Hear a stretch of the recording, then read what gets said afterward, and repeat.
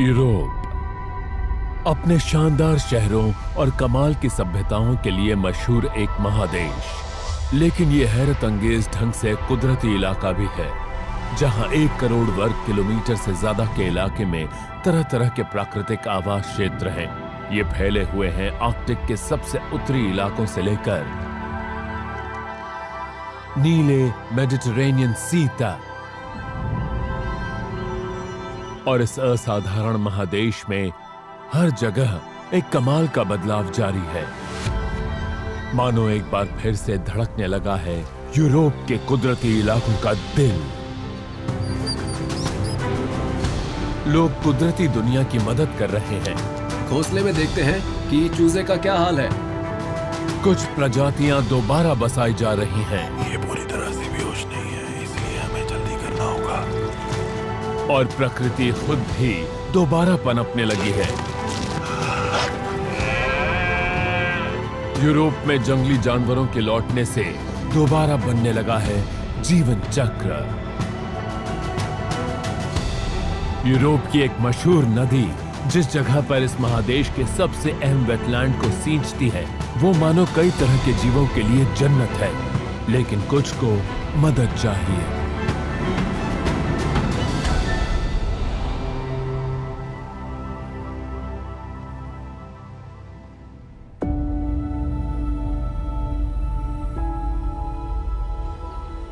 Germany के black forest से निकलने वाली डैन्यूब नदी यूरोप में पूरब की ओर लगभग 3000 किलोमीटर तक बहती है।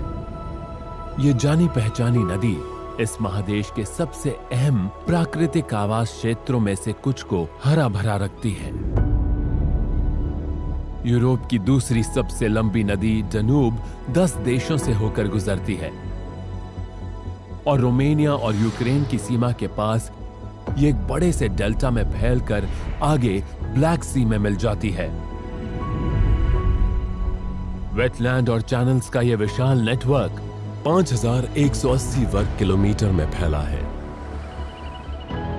और यहां ठिकाना है जीव जंतुओं की 3000 से ज्यादा प्रजातियों का।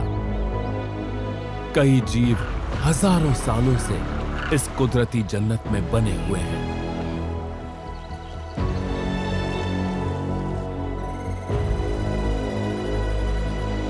लेकिन कुछ को यहां आए ज्यादा दिन नहीं हुए।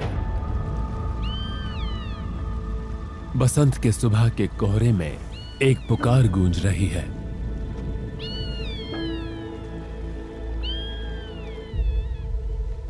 पचास साल पहले इस डेल्टा में यह आवाज सुनाई नहीं देती थी।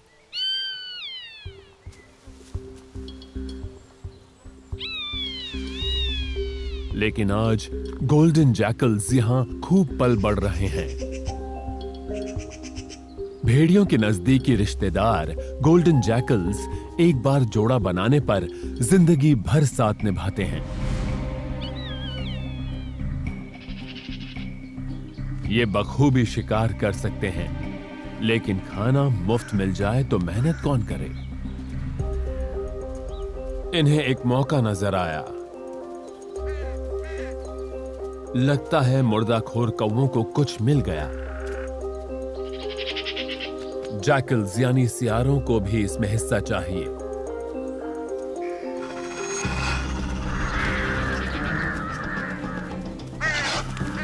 आपसी तालमेल से काम करने पर सियारों के जोड़ों की कामयाबी 3 गुना बढ़ जाती है। कौवों को डराने के लिए ये दांत दिखाकर गुर्राने लगे और उनसे खाना छीन लिया।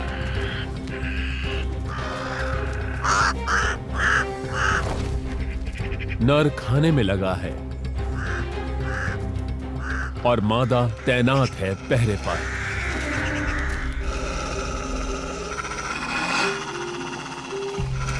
परिंदों से इन्हें खतरा तो नहीं, लेकिन ये परेशान करते हैं।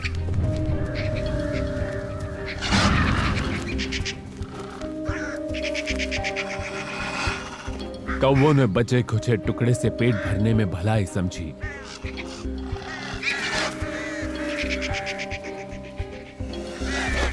लेकिन अब सियारों के खाने पर नजर है एक ज्यादा बड़े परिंदे की। ये यहां सबसे बड़ा है। लगभग 1 मीटर ऊंचा व्हाइट टेल्ड ईगल शुमार है दुनिया के सबसे बड़े शिकारी परिंदों में।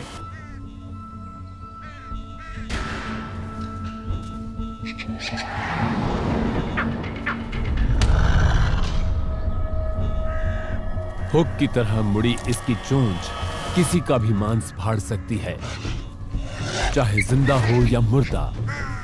भूखे सियार जानते हैं कि इससे दूर ही रहना चाहिए,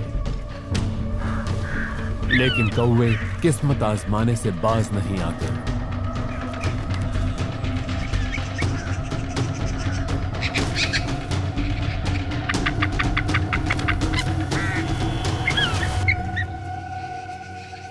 कहीं और खाना ढूंढा जाए। हालात के मुताबिक ढलने में सियार माहिर होते हैं। हाल तक ये यूरोप के दक्षिण पूर्व के कुछ छोटे छोटे हिस्सों में ही सिमटे हुए थे, लेकिन अब इस महादेश में तेजी से फैलते हुए ये यहां डैन्यूब डेल्टा तक पहुंच गए हैं। अगर मैं सियार होता तो मुझे लगता कि मेरी लॉटरी ही निकल गई है। ये बहुत ही अच्छी जगह है, यहाँ पर खाना काफी है, रहने के लिए जगह बढ़िया है और पानी भी है। सियारों के लिए इस डेल्टा का सबसे बड़ा आकर्षण ये है कि यहाँ भेड़िए नहीं है। आधी सदी से उनका यहाँ कोई अता पता नहीं। मौके का फायदा उठाने वाले ये शिकारी इस डेल्टा में मुकाबला कम होने की वजह से कई तरह का शिकार करने में कामयाब हैं। डैन्यूब डेल्टा का लगभग 10% हिस्सा मवेशियों को चराने के लिए इस्तेमाल होता है। बछड़ों पर घात लगाने का मौका ये कैसे छोड़ दें? दुनिया के कुछ हिस्सों में लगभग 2% बछड़े गोल्डन जैकल्स का शिकार बन जाते हैं।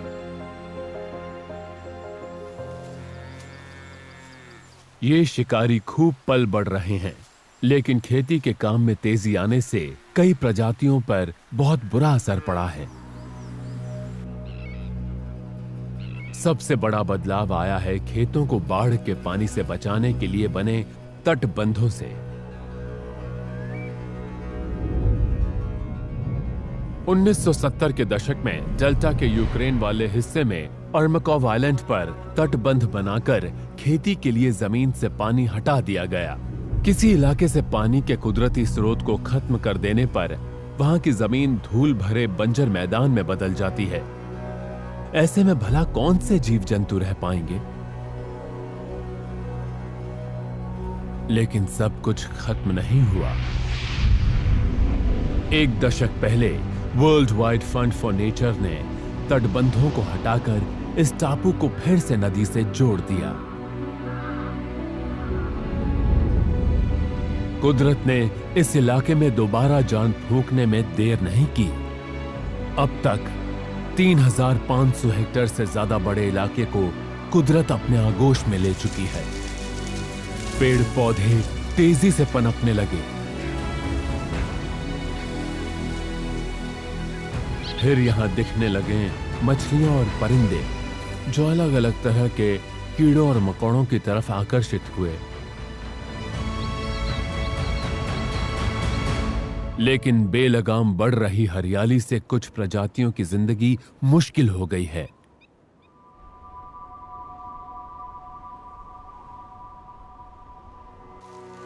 जैसे इस मादा ग्रास स्नेक की।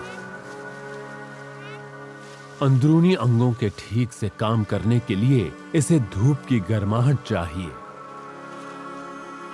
लेकिन इस घनी हरियाली में ऐसी खुली जगहें बहुत कम हैं जहां धूप जमीन तक पहुंच सके। खुद को गर्म करने के लिए धूप वाली जगह नहीं मिलने से इसका शरीर ठंडा है और ये शिकारी जीवों से बचने के लिए तेजी से चल नहीं पाएगी।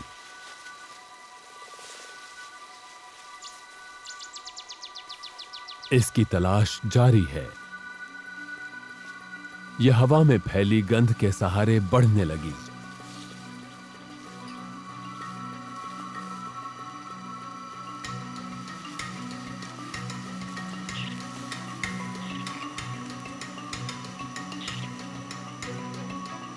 आखिरकार इसे खुली जगह का पता चला, लेकिन यहां तो पहले से किसी का कब्जा है।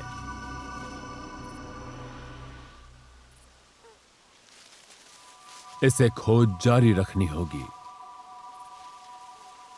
घास और झाड़ियों से भरे इस टापू पर धूप सेकने की जगह पर कब्जे के लिए बहुत कड़ा मुकाबला है। अपनी ही हरियाली से दम घुट रहा है अर्मकोव आइलैंड का।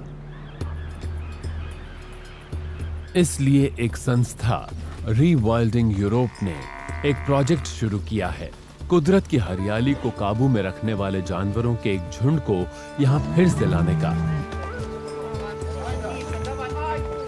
किसी जमाने में यूरोपियन वाटर बफेलो यानी भैंसें पूरे महादेश में मौजूद थीं। उनके चरने से हरियाली की बढ़त काबू में रहती थी, लेकिन 10,000 साल से भी पहले वो पूरी तरह खत्म हो गई। आज रीवाइल्डिंग यूरोप इस टापू पर 7 एशियाई भैंसों को छोड़ रहा है। इनका लक्ष्य है अर्मकोव की बेहिसाब हरियाली को काबू में रखकर पेड़ पौधों और जानवरों के बीच फिर से प्राकृतिक संतुलन कायम करना।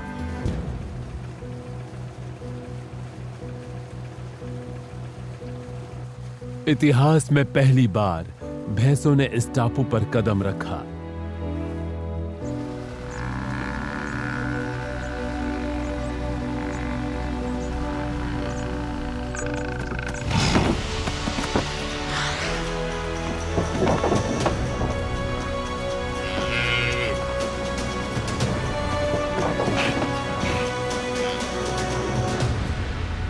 लगभग तुरंत ही इनका असर दिखने लगा।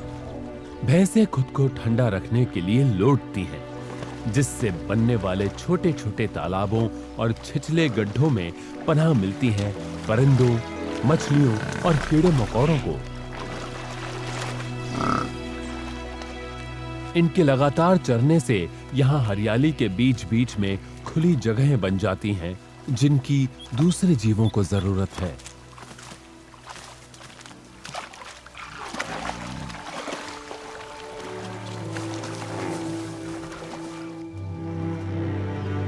भैंसों को दोबारा यहाँ बसाने और तटबंधों को हटाने से डैन्यूब का इकोसिस्टम फिर से ठीक ठाक हो गया और अब यह हमारी दुनिया के सबसे बड़े प्रवासों में से एक में मदद भी कर रहा है।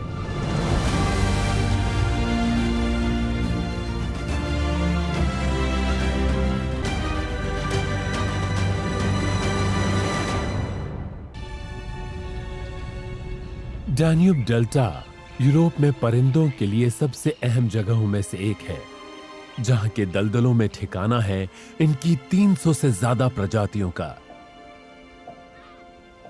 इस हरी भरी जगह पर प्रजनन करने के लिए कई परिंदे हर साल बहुत लंबा सफर तय करते हैं, लेकिन उनमें से एक सबसे जबरदस्त है।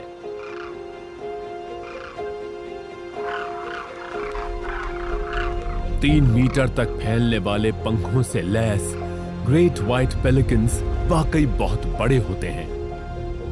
15 किलो के ये पेलिकन्स शामिल हैं दुनिया में उड़ने वाले सबसे बड़े परिंदों में। अफ्रीका के बाहर ये सबसे बड़ी तादाद में डैन्यूब डेल्टा में ही जमा होते हैं। यहां आने वाले इन हजारों परिंदों के बस 2 ही मकसद हैं, प्रजनन करना और खाना। यहां खाने के लिए 75 तरह की मछलियां हैं। ये डेल्टा किसी दावत से कम नहीं। हर पेलिकन दिन भर में लगभग 2 किलो मछली खा लेता है। वो उन्हें अपने बड़े पाउच में पकड़कर निगल लेते हैं, साबुत ही। साथ मिलकर शिकार करते हुए ये पेलिकन्स कुछ ही घंटों में कई टन मछलियां चट कर जाते हैं।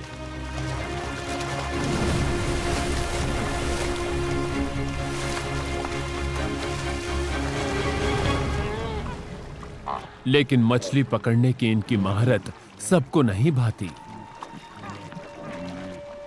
मछुआरे इन पेलिकन्स को अपना प्रतिद्वंद्वी मानते हैं और कुछ तो इन्हें मारने से भी नहीं चूकते। पहले लोग इन पेलिकन्स की कॉलोनीज को तबाह करने या प्रजनन के मौसम में घोंसले तोड़ने या परिंदों को भगाने के अभियान चलाते थे ताकि इनकी तादाद न बढ़ पाए। लोग इनके घोंसलों को भी तोड़ दिया करते थे।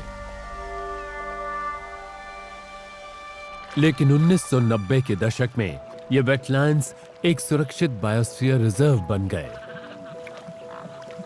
इस डेल्टा को एक नया खास रुतबा मिलने और पेलिकन के प्रजनन के इलाकों में मछुआरों के जाने पर रोक से इनकी तादाद तेजी से बढ़ी। इन भुक्कड़ परिंदों की वजह से डेल्टा में मछलियों की संख्या पर भारी असर पड़ सकता है।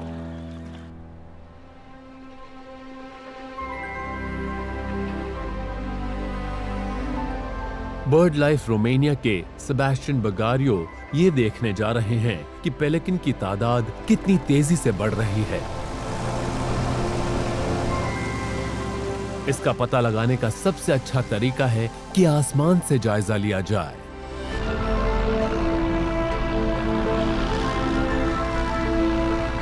घोंसलों में मौजूद पेलिकन्स को ऊपर से साफ देखा जा सकता है।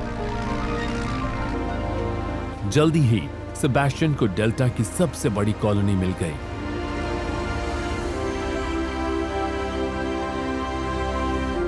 ये पहले से ज्यादा बड़ी लग रही है।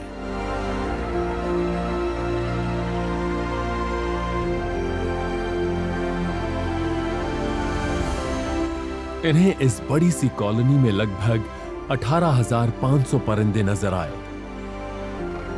महज एक दशक के अंदर इस डेल्टा में पेलिकन की तादाद लगभग 4 गुना बढ़ गई।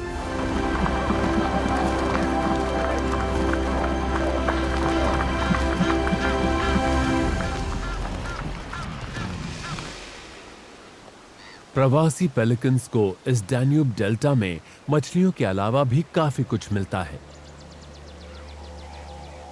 इन परिंदों के लिए यह बढ़िया हरी भरी जगह है। इन वेटलैंड्स में 2 लाख हेक्टेयर से ज्यादा बड़े इलाके में सरकंडों की भरमार है।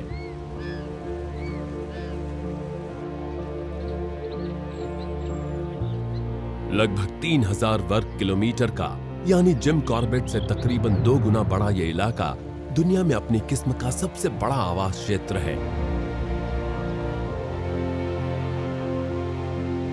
सरकंडों से भरा यह इलाका यूरोप में पानी साफ करने के सबसे अहम कुदरती सिस्टम की तरह काम करता है। कीचड़ और गंदगी को ये यहीं रोककर अच्छी तरह सड़ा देता है। सरकंडों की ये झाड़ियां डेल्टा इकोसिस्टम की सेहत के लिए बहुत अहम है। पेलिकन्स इन सरकंडों का इस्तेमाल घोंसले बनाने के लिए करते हैं। ये इन्हें कुचलकर समतल प्लेटफॉर्म्स बना लेते हैं, जो चूजों को पालने के लिए बिल्कुल सही जगह होती है। यहां इतने सरकंडे हैं कि प्रजनन कर रहे दसियों हजार पेलिकन्स को पनाह दे सकें।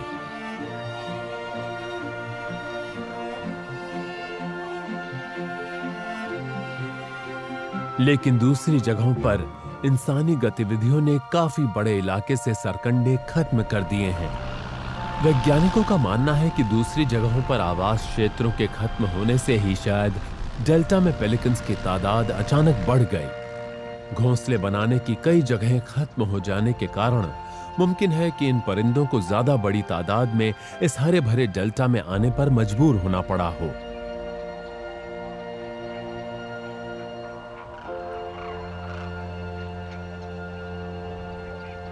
इन वेटलैंड्स में सिर्फ पेलिकन्स ही नहीं रहते।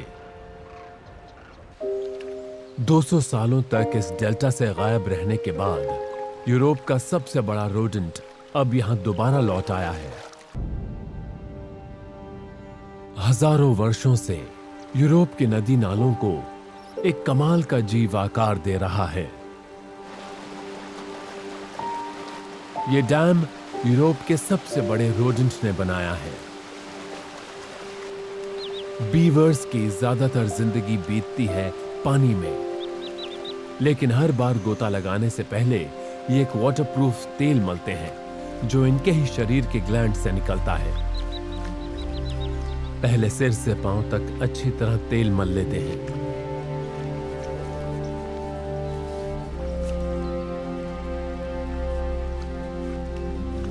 और फिर मजे से तैरते हैं।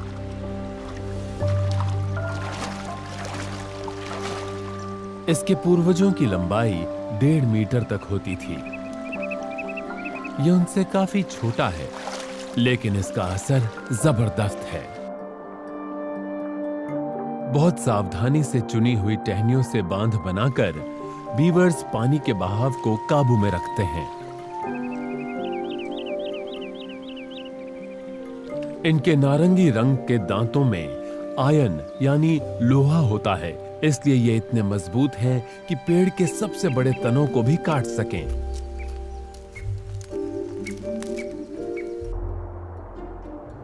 बीवर्स के बांधों से गहरा असर पड़ा है इस पूरे आवास क्षेत्र पर। अब यहां बाढ़ कम आती है, जिससे जंगल के अंदर कुछ खुली जगहें बन गई हैं और कुछ दलदल भी। धीमी रफ्तार से बहती इन धाराओं में ताजे पानी के सैकड़ों जीवों का बसेरा है। ये नन्ही मछलियों की नर्सरीज हैं और मेढकों और कीड़े मकोड़ों के लिए प्रजनन की बढ़िया जगह। लेकिन ताकतवर बीवर के बनाए हुए डैम कुदरत पर काबू पाने की इंसान की कोशिशों के सामने बहुत छोटे हैं। डैन्यूब को नियंत्रित रखने और बिजली पैदा करने के लिए नदी के आयन गेट्स गॉर्ज में 2 बड़े-बड़े बांध बनाए गए हैं। ये डैन्यूब के बहाव में सबसे बड़ी रुकावटें हैं। लेकिन ऐसे और 60 बांध हैं। कुछ इलाकों में तो इस नदी में हर 16 किलोमीटर पर एक बांध है। इसका नतीजा यह है कि डैन्यूब को कुदरती तौर पर जैसा होना चाहिए था, अभी वैसी नदी नहीं रही।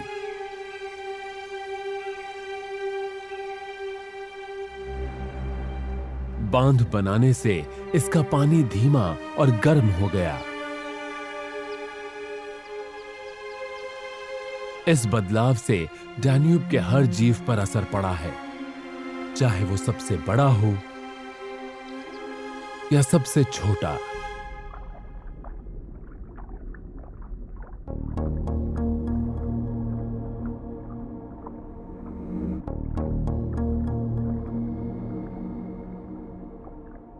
नदी की सतह के नीचे मटमैले पानी में बहुत पुराने किस्म के कीड़े पल बढ़ रहे हैं।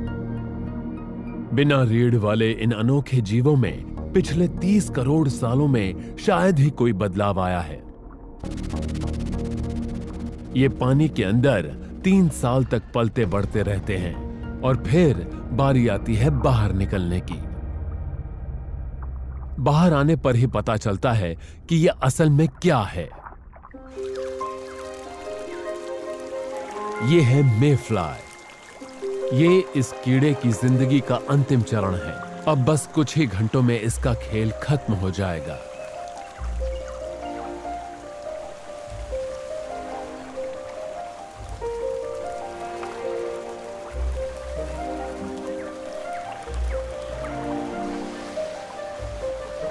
शाम को अपने साथी को रिझाने के लिए उड़ रही मेफ्लाइज के झुंडों से मानो पूरा आसमान भर गया।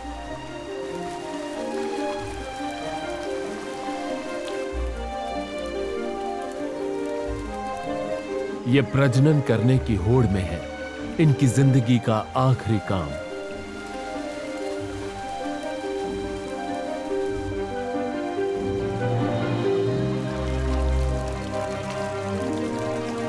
हर मादा लगभग 3000 अंडे देगी, जो पानी की सतह पर बिखर जाएंगे।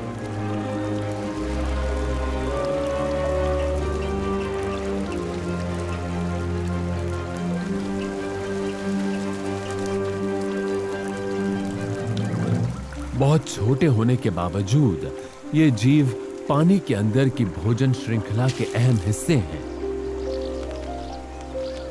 अपने पूरे जीवन चक्र में ये पेट भरते हैं कई परिंदों और मछलियों का। लेकिन बाहर आने के कुछ ही दिनों के भीतर मे फ्लाई के ये सूखे हुए खोल ही उनके अस्तित्व की कहानी कहने को बचे रहते हैं। मरकर भी ये कीड़े इस कुदरती इलाके का एहसान चुका जाते हैं। इनकी लाशें नदी के किनारे को उपजाऊ बनाकर पौधों को पनपने में मदद करती हैं। लेकिन कारखानों के आने और पानी के प्रदूषित होने से मे फ्लाई पर बहुत बुरा असर पड़ा। किसी जमाने में ये पूरे यूरोप में पलती बढ़ती थीं। आज यूरोप की मे फ्लाई की लगभग 98% तादाद खत्म हो चुकी है। लेकिन टीजा नदी में अब भी मे फ्लाई की कमी नहीं।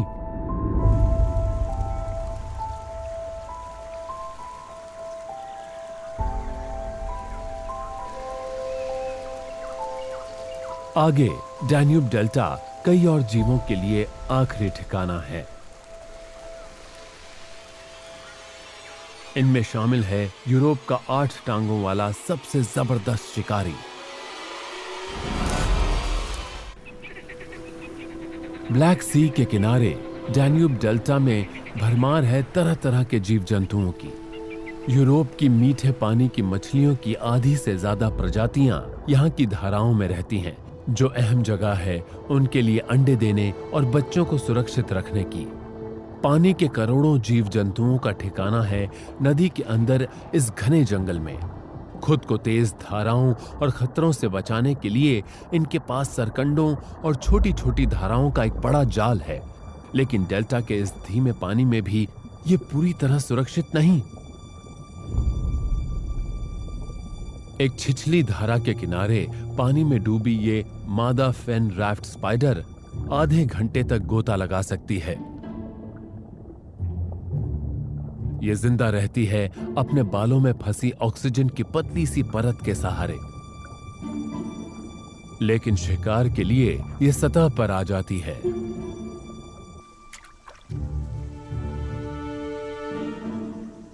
कई दूसरी मकड़ियों की तरह फेन राफ्ट स्पाइडर अपना शिकार पकड़ने के लिए जाले का इस्तेमाल नहीं करती।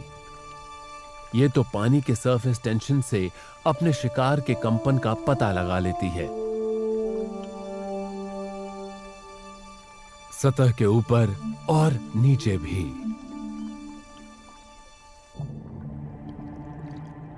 पानी के ऊपर ये अपने एंटीना जैसे बालों से अपने आसपास के इलाके में तैरते हुए शिकार की हरकत का पता लगाती रहती है।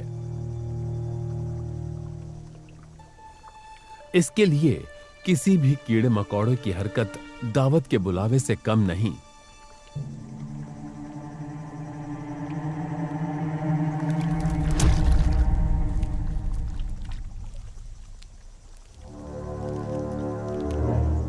ये मकड़ियां 30 से ज्यादा तरह के कीड़ों का शिकार करती हैं।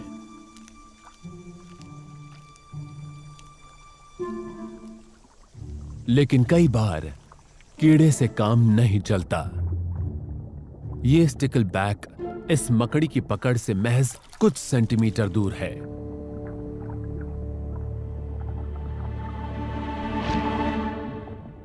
मछली की किस्मत अच्छी है कि अभी मकड़ी को भूख नहीं।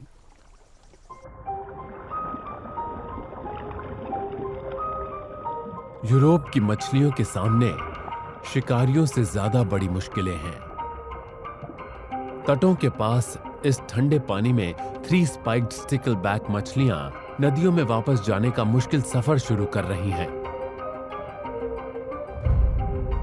2 साल तक समंदर में रहकर वयस्क हो चुकी इन मछलियों में धारा के उलट तैरने की कुदरती चाहत जोर मारने लगी। स्टिकलबैक यूरोप के नदी नालों में अपने प्रजनन की जगहों पर जा रही हैं।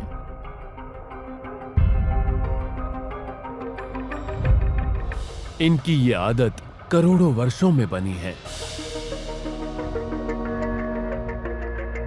10 सेंटीमीटर तक की लंबाई वाली ये वयस्क मछलियां बेशुमार जीवों के लिए आसान शिकार है। कई स्टिकलबैक अपने प्रजनन वाले इलाकों तक नहीं पहुंच पाएंगी, लेकिन इस प्रजाति का अस्तित्व टिका है इस मुहिम में कामयाब होने वाली कुछ साहसी मछलियों पर। यूरोप की नदियों में कुछ ऐसी रुकावटें हैं जिनका सामना इनके पूर्वजों ने कभी नहीं किया था।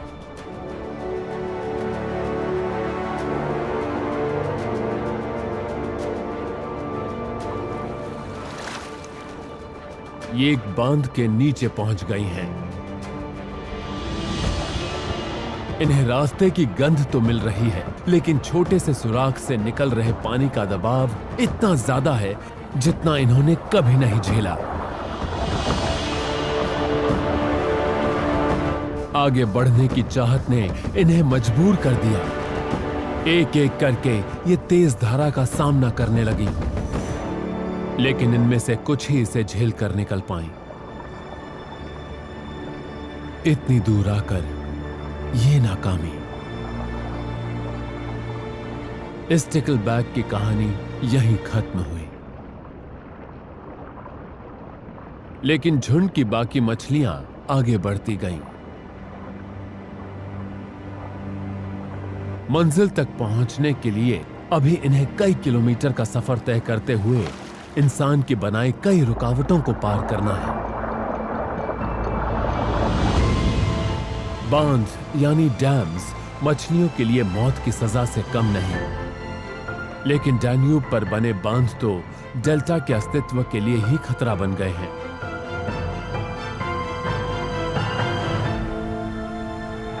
हजारों सालों से ये डेल्टा नदियों के साथ बहकर आई मिट्टी से नए आवास क्षेत्रों का निर्माण करता रहा है, लेकिन पिछली सदी में डैन्यूब नदी के आसपास कारखाने बनने से बहुत बुरा असर पड़ा।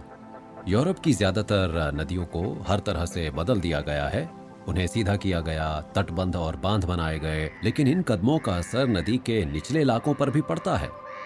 नदी के साथ बहने वाली मिट्टी बांधों की वजह से डेल्टा तक नहीं पहुंच पाती, जिससे डेल्टा खुद को ठीक ठाक नहीं कर पाता। इस इलाके के कुछ हिस्सों में तो समंदर ने जमीन को निगल लिया है।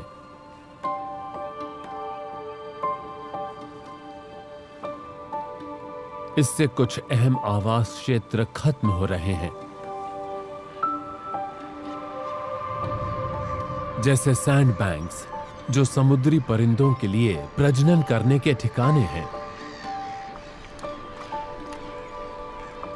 इस सैंड बैंक पर हेरिंग गल के हजारों घोंसले हैं।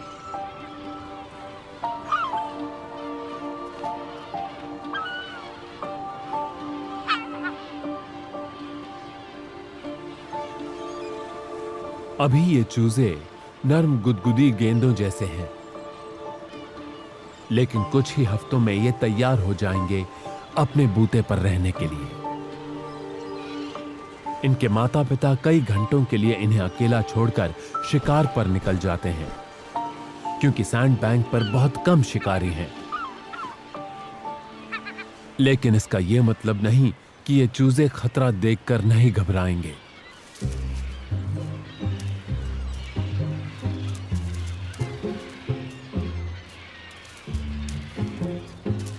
ये चूजा नीची उड़ान भर रहे एक पेलिकन को देखकर डर गया।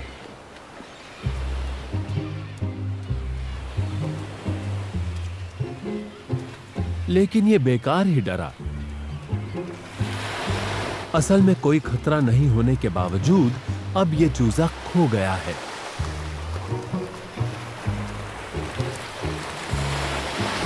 बदकिस्मती से इसके पंख अभी पानी को झेलने लायक नहीं है।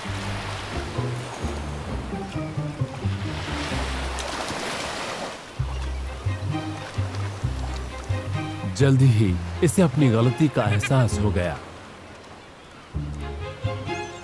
फिर खतरा भांपकर इसने जो किया वो बहुत घिनौना है। इसने अपना आज का नाश्ता उगल दिया।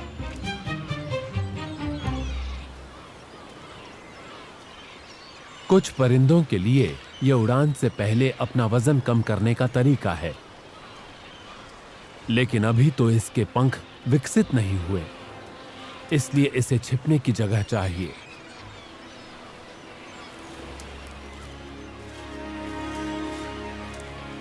आखिरकार यह अपने घोंसले में पहुंच गया। अब चैन से सोकर थकान उतारने का वक्त है।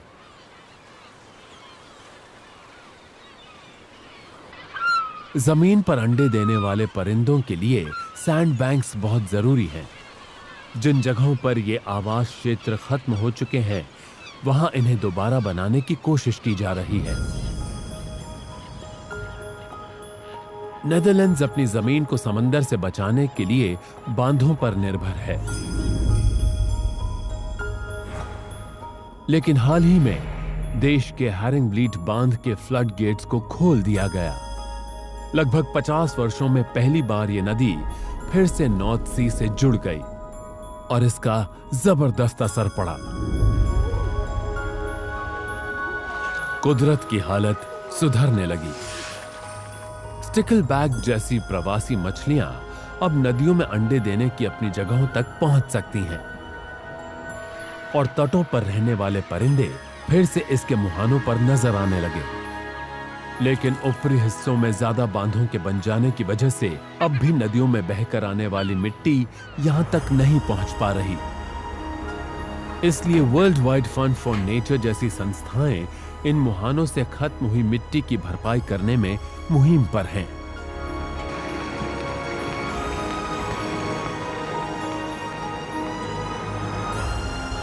इस असाधारण कदम से सैंड बैंक्स बनेंगे और यूरोप के तटीय जीव जंतुओं के लिए फिर से अहम आवास क्षेत्र बन सकेंगे। परिंदे और सील्स अब अपनी तादाद बढ़ाने के लिए इंसानों की बनाई जगहों का इस्तेमाल कर सकते हैं।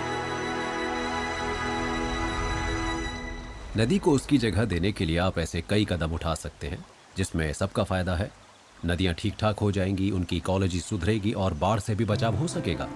उम्मीद है कि हैरिंगब्लीट में शुरू हुआ ये काम पूरी दुनिया में बदलाव के लिए एक पहल साबित होगा और नदियां फिर से समंदर तक बह सकेंगी। लेकिन कुछ प्रजातियों को अपने अतीत से दोबारा जोड़ने के लिए इंसानों की ज्यादा सीधी मदद चाहिए।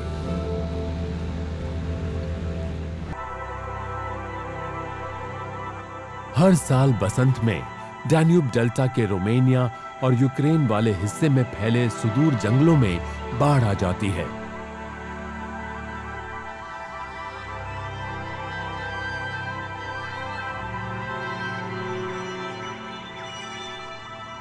विलो के ये आधे डूबे हुए पेड़ किलों की तरह पानी के घेरे में सुरक्षित हैं। बाढ़ के पानी ने इस डेल्टा के जीवों को पेड़ों की ऊंची टहनियों पर शरण देने के लिए मजबूर कर दिया। यहां बड़ी बड़ी मिली जुली कॉलोनीज में 30 से ज्यादा प्रजातियों के परिंदों के घोंसले हैं।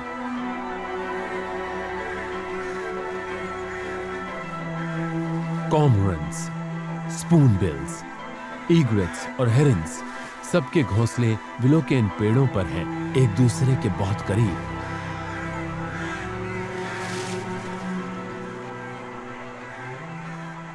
लेकिन इस अच्छी जगह के परे यूरोप का एक परिंदा है जिसे वाकई मदद चाहिए।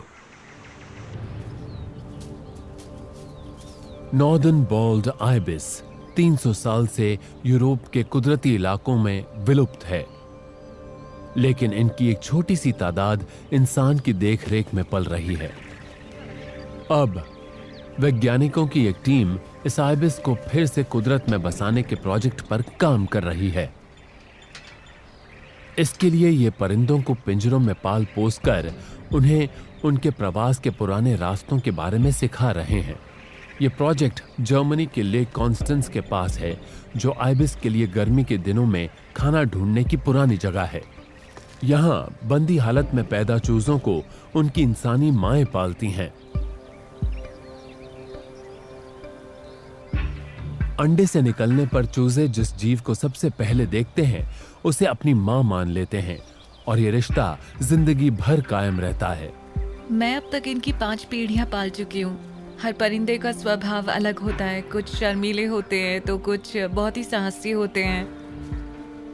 कई साल बाद भी ये याद रखते हैं कि हमने इन्हें पाला है, इन्हें ट्रेनिंग दी है, इसलिए हमें ये बात वाकई बहुत अच्छी लगती है कि ये जिंदगी भर हमें पहचानेंगे।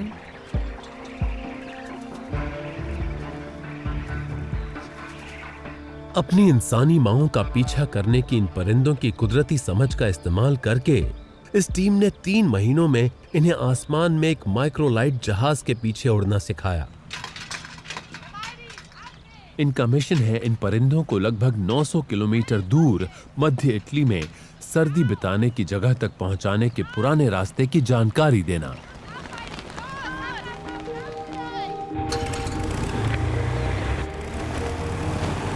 आज पता चलेगा कि इन्हें कितनी कामयाबी मिली। टीम ने उड़ान भरी।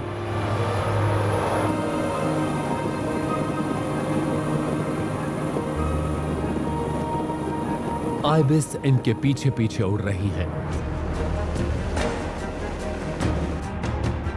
परिंदों की कुदरती समझ काम करने लगी। ये सही फॉर्मेशन में अपनी मां के पीछे उड़ रहे हैं। हर परिंदे में एक रेडियो टैग लगा है ताकि उसके रास्ते और प्रवास करने के तरीके पर नजर रखी जा सके। उड़ान बिल्कुल सही रही। ये कुल मिलाकर लगभग 900 किलोमीटर का सफर तय करेंगे। यूरोप और पूरी दुनिया में खतरे में पड़े परिंदों के लिए ये नई उम्मीद आज हकीकत बन गई। ये वाकई कमाल है। एल्प्स के ऊपर परिंदों के साथ उड़ना सबसे अच्छा एहसास है। ये सिर्फ इसलिए साथ उड़ रहे हैं क्योंकि मैं माइक्रोलाइट में बैठी हूँ।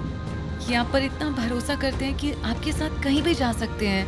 मुझे पहले शायद कभी यकीन भी नहीं होता कि किसी जीव के साथ ऐसा रिश्ता भी हो सकता है। जबरदस्त ट्रेनिंग के बाद सभी 30 परिंदे इटली में सर्दी का मौसम बिताने की जगह पर पहुंच गए। अब भविष्य में अपने प्रवास के लिए या अपनी याददाश्त में दर्ज इस रास्ते का इस्तेमाल करेंगे। एक दिन ये कुदरती माहौल में जन्मे अपने चूजों को भी इस रास्ते की जानकारी देंगे।